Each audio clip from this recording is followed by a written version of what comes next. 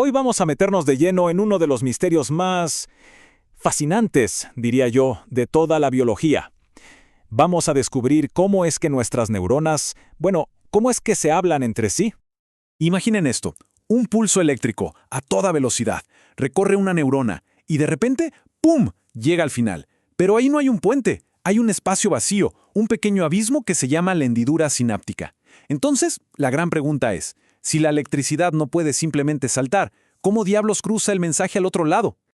Para resolver este misterio tenemos que ir directo a la escena del crimen, por así decirlo. Y esa escena es la sinapsis. Es justo ahí, en ese punto de encuentro, donde el final de una neurona, el terminal presináptico, casi toca a la siguiente. Ok, para esta investigación vamos a seguir 5 pistas clave. La pista del voltaje, el calcio como detonante, los mensajes en paquetes, la maquinaria molecular de liberación y finalmente la sinapsis adaptable. ¡Vamos a ello! Y nuestra primera pista, la del voltaje, vino de un experimento increíble, la verdad, que mandó a los científicos en una dirección totalmente inesperada, lejos de los sospechosos de siempre. Y aquí está la genialidad.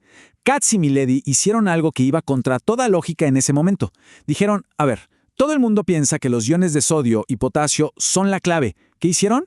Los bloquearon y luego, artificialmente, cambiaron el voltaje. ¿Y el resultado? Sorprendentemente, el mensaje químico se liberó igual. Fue un momento de ¿cómo es posible? El veredicto fue demoledor para las teorías de la época. No se trataba de los iones específicos que entraban y salían. No, la verdadera clave, el gatillo, era el cambio de voltaje en sí mismo. Esa onda eléctrica, la despolarización, eso era todo lo que importaba. Ok, si el voltaje es la señal, ¿quién la recibe? ¿Quién es el mensajero que reacciona a ese cambio? Pasemos a la segunda pista. El calcio, el detonante esencial. Con el sodio y el potasio fuera de la lista de sospechosos, los investigadores necesitaban un nuevo protagonista. Alguien, o más bien algo, que estuviera ahí esperando, listo para actuar en cuanto sintiera ese cambio de voltaje. Y de repente, todas las pruebas, todas las pistas apuntaban en una sola dirección. A un ion que había estado ahí todo el tiempo, casi ignorado. El calcio. Este fue, sin duda, el momento eureka de toda esta historia. ¿Pero por qué el calcio? ¿Qué lo hace tan especial? Bueno, la respuesta está en este número, 10.000 a 1. Esa es la diferencia de concentración.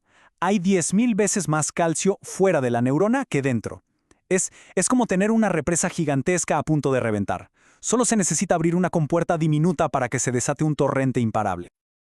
Entonces, cuando el cambio de voltaje abre esas compuertas, la presa se rompe. El calcio entra en avalancha y actúa como lo que llamamos un segundo mensajero. Básicamente es el traductor. Toma la señal eléctrica, que es abstracta, y la convierte en una orden química, una acción concreta dentro de la célula. Perfecto. Ya tenemos la señal, el voltaje y el detonante, el calcio. Pero, ¿cómo se envía el mensaje en sí? La tercera pista nos lleva a algo súper interesante. Los mensajes se envían en paquetes discretos. ¿Y cómo es esa entrega? ¿Es como abrir una manguera y dejar que el agua fluya sin parar? ¿O es más bien como lanzar pequeñas bolitas de papel, una por una, cada una con un mensaje? La respuesta a esto de verdad lo cambió todo. Y la respuesta fue fascinante. No es un chorro continuo. El neurotransmisor se libera en unidades mínimas, idénticas, llamadas cuantos. O sea, son como paquetitos de información estandarizados. Cada uno produce una respuesta eléctrica pequeñita y siempre del mismo tamaño en la siguiente neurona. Y este gráfico lo muestra clarísimo. Miren, la respuesta eléctrica en la neurona receptora no era cualquier valor, siempre era un múltiplo de una unidad base, en este caso 0.4 milivoltios. O se recibía el efecto de un paquete, o de 2, o de 3, pero nunca de 1,5. Esto probó, sin lugar a dudas, que la comunicación es cuantizada, es por paquetes. Ok, si hay paquetes, ¿dónde están? ¿Cómo son?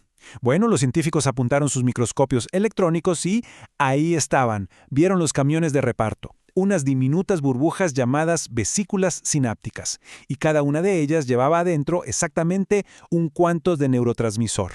El misterio de los paquetes quedaba resuelto. Y ahora vamos a hacer un zoom todavía más profundo. Vamos a ver la maquinaria molecular que hace que todo esto suceda. Y ojo, lo hace en menos de 1 milisegundo. Es una locura. Aquí los actores principales son dos equipos de proteínas. Por un lado, las BSNARE, que están en la vesícula, el camión de reparto. Y por otro lado, las TSNARE, que están en la membrana de la neurona, el muelle de carga. Son como dos juegos de ganchos y cuerdas, listos para engancharse. Y lo que hacen es increíble. Estas proteínas, las V-SNARE y las T-SNARE, empiezan a entrelazarse, como una cremallera o un cierre. Se enroscan con una fuerza brutal. Y esta acción jala la vesícula contra la membrana con tanta energía que las obliga a fusionarse. Vencen la repulsión natural que tienen las membranas y ¡pum!, se hacen una sola. Pero faltaba una pieza. ¿Qué hace que esa cremallera se cierre justo en el momento preciso? Aquí entra nuestro último personaje, la sinaptotagmina. Esta es una proteína que funciona como el sensor de calcio. Cuando el calcio inunda la terminal se pega a la sinaptotagmina y esta le da la luz verde, la orden final a la cremallera para que se cierre por completo. Es el ahora del sistema. Bueno, parece que resolvimos el caso de cómo una señal cruza el abismo, pero la historia no termina ahí. De hecho, lo más increíble de todo este sistema es que no es fijo. Y eso nos lleva a nuestra última parte, la sinapsis adaptable. Aquí es donde todo cobra sentido.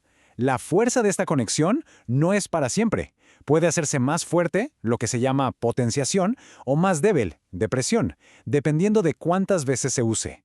Y esta capacidad de cambiar, esta plasticidad sináptica, esa es la base biológica de cómo aprendemos y cómo formamos recuerdos. Al final, todo este proceso tan elegante, desde un simple cambio de voltaje hasta estas cremalleras moleculares, es lo que permite que el cerebro convierta pensamientos en acciones. Es la traducción del impulso eléctrico a todo lo que hacemos.